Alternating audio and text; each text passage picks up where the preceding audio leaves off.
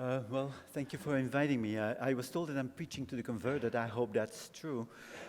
So I'll go to my slides. I was asked to go to my slides a bit more quickly so that there would be room for questions. And I'll try to do that as we go along. So Plan S, this is a brief summary of the talk. I'm going to talk about the principles of Plan S, which you probably know, about the new key changes in the implementation guidance, the alignment and governance of Plan S, and Coalition S, how we work with key stakeholders, some other activities, and then there will be hopefully time for questions and discussion.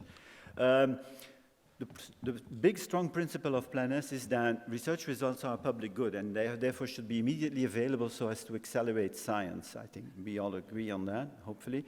So that means, the consequences of that is that there should be no more paywall publications, open access must be immediate without embargo periods, and publication should be under a CC BY license by default without copyright transfer. Those are in principle one. Finally, there should also be transparency about costs and prices, and that also means that publication fees should be transparent and reasonable, as in principle 5. So what is also important is that funders commit to support such publication fees, so the author does, the individual researchers, the authors do not pay. I put that in red because I think it's an important principle. The author should be taken out of the financial equation, I think, and this is this is a firm principle of Plan S.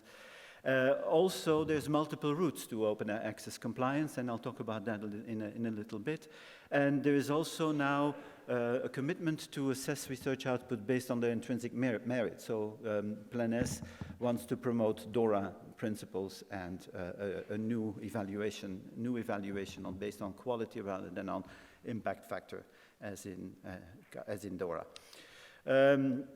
The changes you have also heard about, I think. Timeline has been extended by 1 year. Also, the transformative arrangement will be supported until the end of 2024. I'll talk about transformative arrangement in a bit. And there's now also greater clarity on compliance routes. Coalition S supports the diversity of business models, so both commercial and non-commercial business models. That should be emphasized because sometimes the impression is created that we only talk to the commercial publishers. That is not true. I was in Mexico last week. I want to insist on that, just to be able to talk to non-commercial publishers to see what they do. So Plan S is not just about Gold OA. That's another thing that should be emphasized. So immediate green, for instance, is fully compliant with Plan S.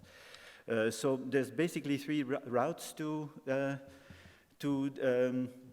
compliance. One is to publish in an open access journal, and then the fees will be supported by the funders of Plan S.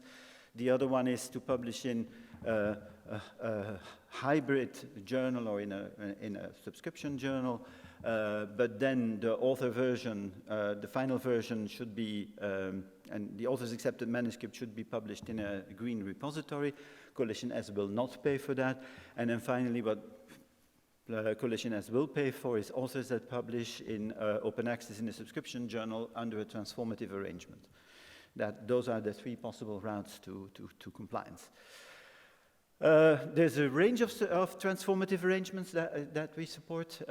These are, for instance, the transformative agreements, and these concern a transition from subscription to open access publishing that happens between university libraries and publishers.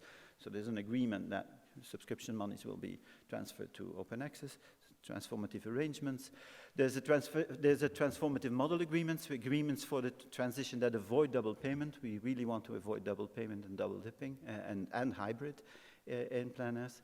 And then finally, transformative journals where subscription costs are offset by a gradual increase in OA fees. Those are the 3 3 transformative deals that we support.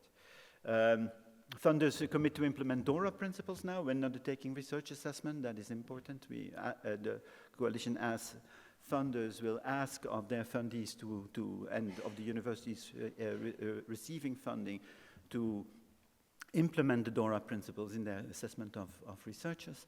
And there will also be a greater emphasis on the transparency of open access publication fees. That's also a principle that we want to honor.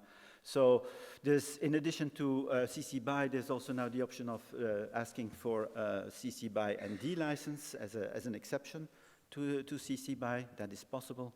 And finally, the technical requirements for journals, platforms, and repositories have been revised and simplified in the transition to 2024. We could talk about that a little more, maybe in the question period. These are the funders that are currently part of Coalition S. As you perhaps know, the World Health Organization has recently joined us. So there's both private funders and governmental funders that support us, including the Gates Foundation. And we are looking for more funders. So if you know funders, please contact me or us and tell us how we can approach them, because we really want to make this a global coalition, not just a North Atlantic coalition. Okay. We are also in the process of setting up a governance system, which is briefly alluded to here. We're going to set up an office for Coalition S for the next few years.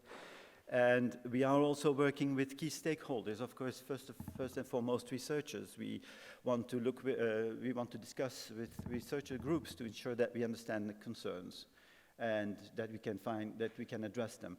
So that's why we have also appointed a number of ambassadors who will relay concerns of their research communities to us. We're also working with the Global Young Academy in order to see the impact of Plan S and of open access publishing on their careers. And there's been a task force that has been assigned to do this. Ambassador network I already talked about. Finally, we're also working with key stakeholders such as publishers. We're talking to the Society Publishers Coalition and also to Springer Nature to explore the transformative journal model in order to see if these talks can lead to faster open access in our time. Other journals and other publishers support a green open access model. At least as an interim model, we think that should be supported. For instance, the Historical Society has said that this is something that they might want to explore. There's also the Lancet Group and significantly also the Sage Publishing and Emerald Publishing allow for their authors to deposit the final manuscript, the final version, the published version in green open access, which we think, which is something that we applaud. In work with learned societies, Wellcome and UKRI have funded a study that explores alternative business models. This is something that Alicia Wise is going to talk about.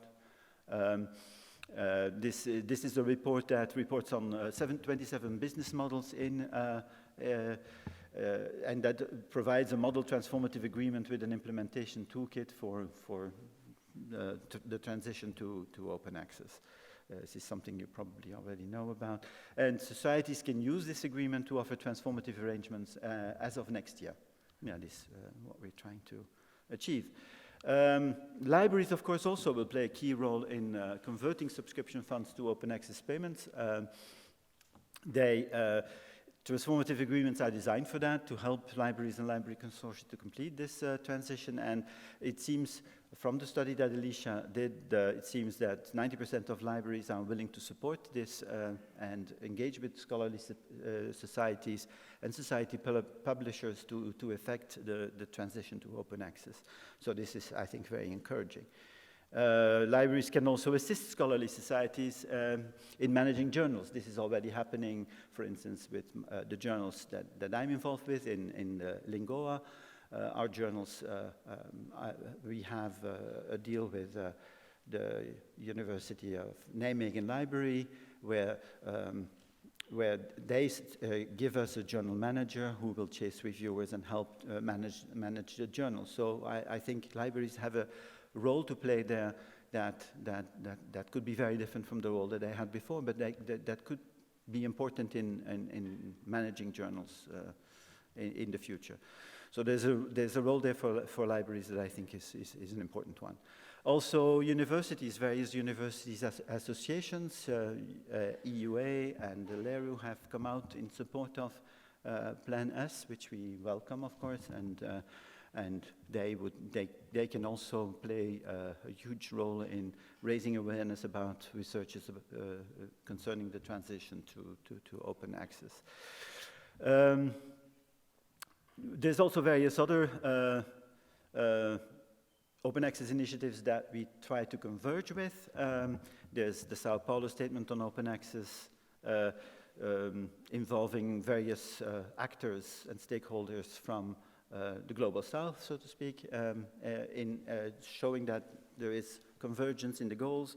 And there's also, of course, convergence with the activities of OA 2020, who try in the DEAL consortium to transition publishers to open access. So we see Plan S as one of the ways to reach open access in coalition with, in cooperation with these other global actors, and we think that this will help increase the number of transformative agreements in the near future. Now, we also want transparent pricing. This is another important aspect of our Plan S guidance, namely that that various services that are now in publishing should be separately priced, transparently priced, so that they can be compared across the industry. There again, welcome with UKRI and on behalf of Coalition SF Tasks, have appointed Information Power to lead a collaborative project on this, involving various stakeholders, libraries, publishers, researchers, to see how to determine a basket of services, let's say 10 to 12 services, that could be independently priced and that are clearly defined, and that would offer transparency of pricing on the article level. So this is important to build confidence among stakeholders that prices are fair and reasonable, because we really want to insist on the fairness and the reasonableness of the pricing. That's an important aspect of Plan S. Finally, there's also one of the things that is on one of the plans we have is to establish an office soon, by January 2020, to take forward the work associated with Plan S. There's a budget that is defined and that will be funded by the various Coalition S members. I have to insist here that not all members have to make a contribution, but those who want can contribute to the central funding of Coalition S. And the office will be, as I said, will be up and running hopefully in January 2020. There are many other activities that we undertake, which you can find on the website. I won't go into that. You probably know about these, the priority actions for Coalition S from June 2019. Number one is standing here before you, namely the appointment of the Open Access Champion, and the others will be developed in the course of the next year or so. Now, I want to insist, finally, because I want to leave room for a lot of questions, that Plan S is part of a wider open access movement, open science movement. So, to accelerate the transition to providing all research results in open access. And it's really important to note that this should be a global coalition of funders, institutions, researchers, and publishers, all aiming to make immediate open access a reality. Okay, and I would like to yield the floor to questions here. Thank you.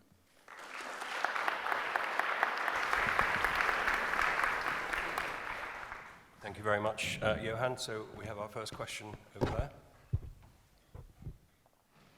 Hello, Jody Bailey with Emory University and the Library Publishing Coalition. I have a question that may seem somewhat naive in light of our current administration in the United States, but I'm wondering Has anyone from Coalition S talked to the major funders, the major governmental funders in the United States, such as the NIH, the CDC, yes. et cetera? And Yes. if so, can you tell us anything about what you heard from them? Not really. Robert, do you? No, not. There's no outcome yet, but we have been in contact, yes. Okay. And we will be in contact again this fall. Can you give us any hope? No? There's no definite outcome yet, so okay. I can't really speak to that. I mean, to give hope, but the current administration is asking for a lot. Okay. Okay, any other questions?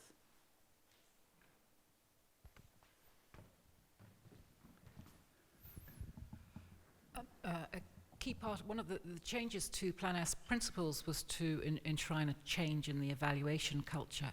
Yeah. And how much do you see actually implementing the principles of DORA as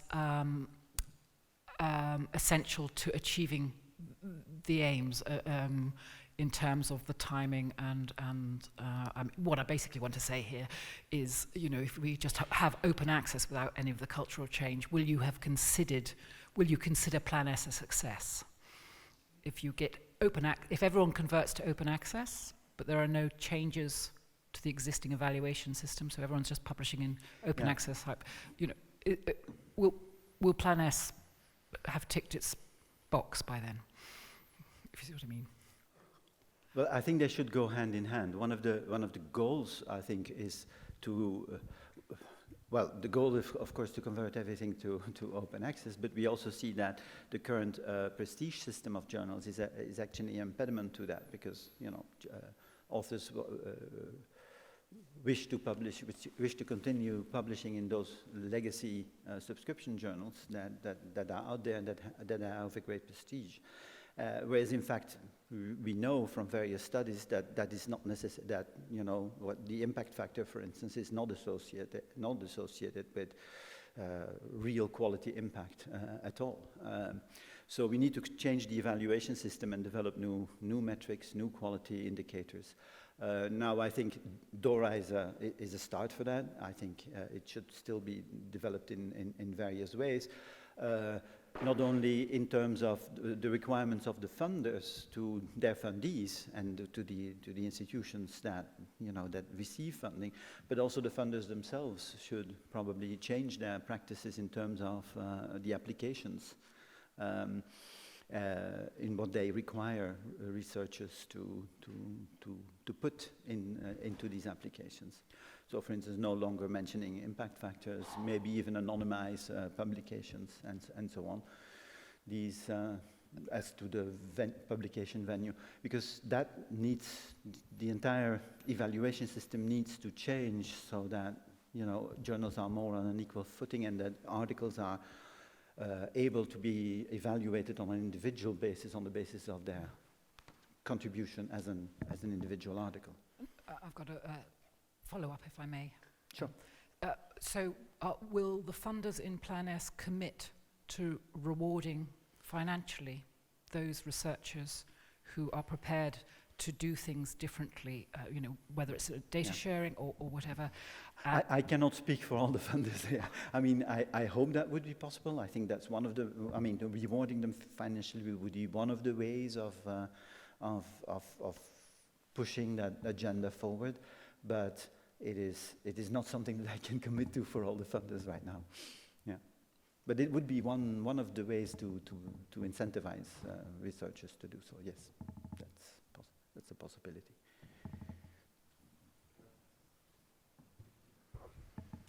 Hi, Johan. Carrie Webster, Springer Nature. This is about green open access. You mention it potentially as an interim option on your slides there, and I was just wondering how realistic it is to enable green as part of the journey to go to a fully transitioned flipped world, because it doesn't really enable, it doesn't help organize sustainable funding. No, I think, well, I think green is parasitic on the subscription system, right? I mean, we have to recognize that. So if we allow it, it's as a transitional measure. So that's really the intention, to allow it for now, but not in the long term. It's not something that we can want to finance long term. But it's an intermediate measure, yes. Is that an answer to your question or not? Yes, I guess it's questioning, can it really be a transitional model? Or when people look to Plan S, is there a risk that people might cherry pick and go, well, I don't have the funding to support the gold end state, but this green part looks quite nice? Well, I think green is not really transitional. It leaves the subscription system in place. It leaves the entire reward system in place. It doesn't really change the system. I think what Plan S tries to do is move a number of parts in synchrony to not only get the articles in open access, but also try to change the evaluation system and try to push the agenda forward on various levels.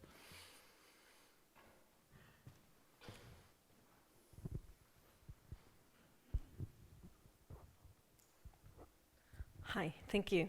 My name is Sophie Wenström. I come from Stockholm University Library, and I'm also the chair of the Open Access Working Group for the LIBER organization.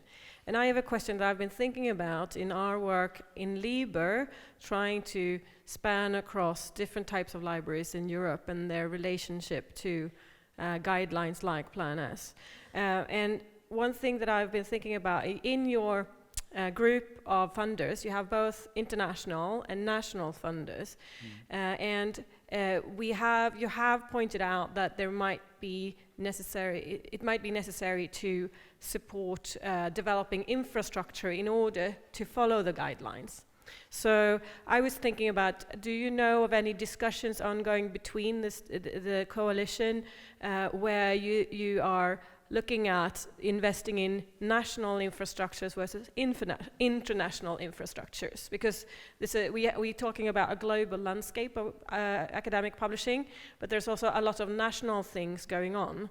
And there might be different types of investments needed in order to, become compliant. I know it's a difficult question, but do you see the dynamic between national and international investments in making this happen?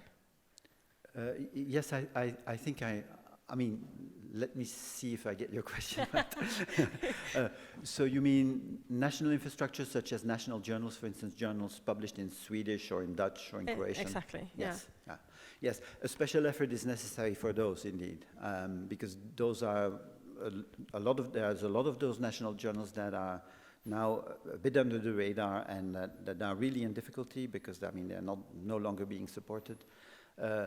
I do think infrastructure is needed for that. It could be national, but it could also be international. Maybe there could be a special, a special project for that on the EC level. This is certainly something that Plan S could facilitate, because obviously we want this to be a global effort and not to leave any journal behind, so to speak.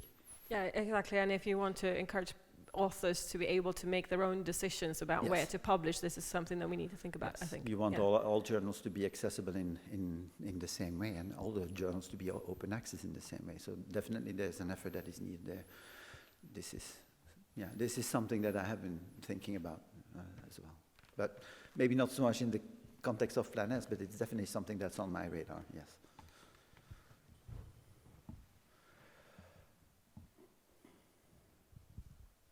Hi, Sam Burrell from Renew Consultants. I've just got a detail that I'd quite like to follow up on. You said that no derivatives is allowed with justification in the CC BY license. Yes. My question is, why no derivatives rather than non-commercial? I don't know. Good answer. Robert, do you? Hi, this is Eileen with Punctum Books. I wanted just to follow up on that question and say that, we publish books primarily in the humanities, and we have no problem, and nor do our authors for the most part, with allowing derivative publications, sharing, and all of that. But we do put the NC tag on all of our publications, but we also allow authors to choose any license that they want or need.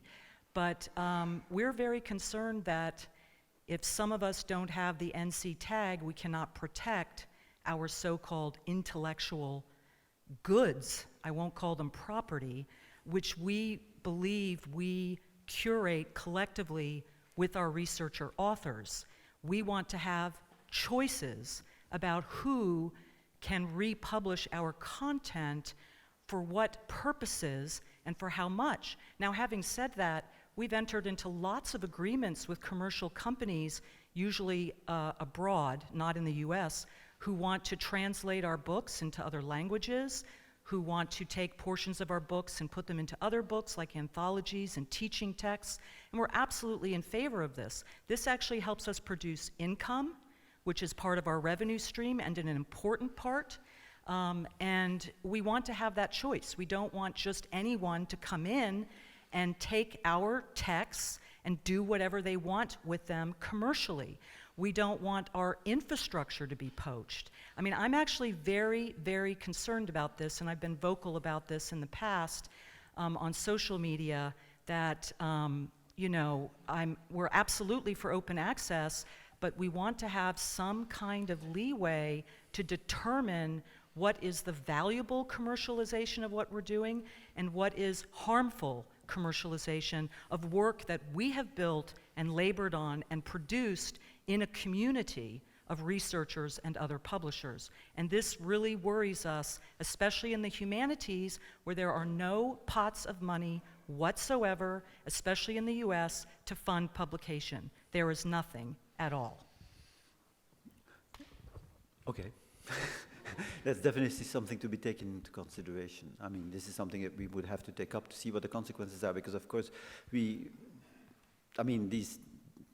conditions range over a huge amount of different disciplines with their own demands. I mean, I know, for instance, also that there's other demands, for instance, in medical and pharmaceutical context, where they don't like CC BY either, for reasons having to do with patents and different kinds of copyright.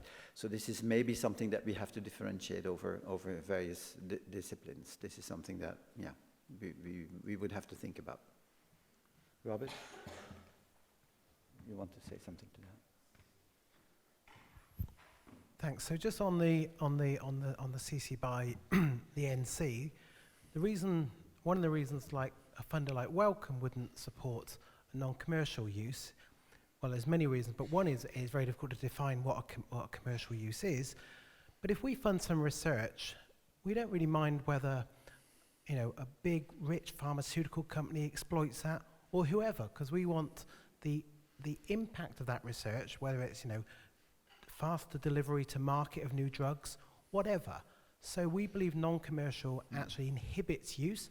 It, for example, makes it much more difficult to post something on Wikipedia, so if you want to share information like that. So the reason the ND was introduced, the no derivatives, was because we did a huge consultation, and the pushback we got from the humanities was more around, we are worried that the words we use will be misused, and therefore it's really important that derivatives we want to have the right to say, no, we don't want to support that derivative use. But in the feedback, we didn't get any, I'm not aware of any pushback we got on the NC issue. I think there's a strong recognition. So now we do. well, now we do, but it's from a commercial perspective. And I think when we fund research, we're trying to do it in Wellcome's case, to improve human health.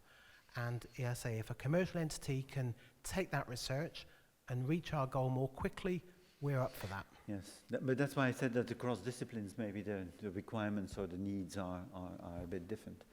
But yeah, definitely something. I think we've got time for one last question, which I think is up here. Okay, well, let's try and squeeze in two, if you can be quick then. Thank you.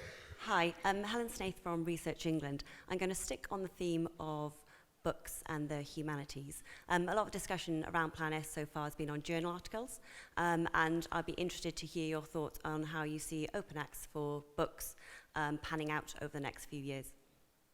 So I couldn't hear you very well, but the question is about open access for books, right? Yes. Yes. Well, there's huge. I mean, there's a figure floating around that 80% of books. I have the figure from Anke Beck. That 80% of books are in fact collections of articles. So there could be a very easy solution for books, for those books at least, those 80% of books, by simply assigning an APC to every chapter and be done with it, and then make the APC for monographs a derivative of that, or an average of numbers of pages or something like that. I think open access books are important, especially because I come from the humanities myself, so I know the importance of books for my colleagues, especially in literature studies and in history. The plan in the guidance we have moved our solution or our proposals for books a little bit down the line, so that I think it's now in 2022 that we will address the problem of books. We first wanted to focus on articles, but it's definitely something that we want to focus on in the next few years. Okay, so final question, Lucy. Thanks. Lucy Oates here, Oxford University Press. Obviously, it's really great today to be able to have the opportunity to ask specific questions. And I'm just wondering what role the dedicated office that you mentioned on a sort of pragmatic level will have in the future for journals, publishers, anybody that's interested in finding out more about specific experiments they might want to run and whether those would be deemed as compliant, if there are any kind of follow-up questions in the lead up to the launch. Is that a role that you envisage that office taking, or will there be any formal mechanisms of registering? Not for individual articles, I don't think. Sorry, not for articles, but more if a journal wants to try and experiment with a new model and wants to basically sense check its compliance with the policy. Obviously, as more and more funders are joining Coalition S, yes. People will be looking for a kind of central place to go. Well, one of the principles, and this is something that we really need to address rather soon, is what infrastructures are needed to get there, right? So definitely we will have to have some sort of a search engine that allows a researcher to quickly identify which journals are compliant and which ones are not. That is something that needs to be developed. So that is definitely something that we are thinking of, if that answers your question. So that's one of the things that will help to make researchers aware of the possibilities and help them move forward. And also because we don't want researchers to pay, so I mean, researchers have to see immediately, whether this journal is compliant with, the funder paying for that journal or not. That's another, yeah. Thank you very much, Johan.